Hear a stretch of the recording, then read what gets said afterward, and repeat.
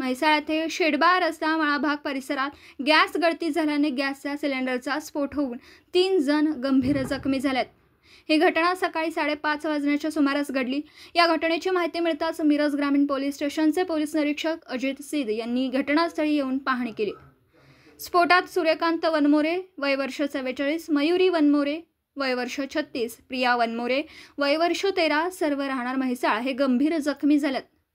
याबाबत घटनास्थळावरून मिळालेली माहिती अशी आहे की म्हैसाळ येथे शेडबा रोड मळा परिसरात वनमोरे कुटुंब राहतं। सकाळी सूर्यकांत वनमोरे हे अंघोळीसाठी पाणी तापवण्यासाठी गेले असता गॅस सुरू करताना गॅस सिलेंडरचा स्फोट झाला। उन्हाचा कडाका जोरात सुरू आहे। रात्रभर गॅसची गळती झाल्यामुळे स्फोट झाल्याचा अंदाज वर्तवण्यात येतोय। स्फोट इतका भयंकर होता की घराच्या भिंती व घरावरील पत्रे उडून गेले असून घरातील फर्निचर, कपाट, फॅन व इतर साहित्यांचे मोठ्या प्रमाणावर नुकसान झाले। सर्व जखमींना मिरज येथील शासकीय रुग्णालयात दाखल करण्यात आले। यावेळी म्हैसाळ पोलीस आउटपोस्टचे बीट अंमलदार बळीराम पवार उपस्थित होते।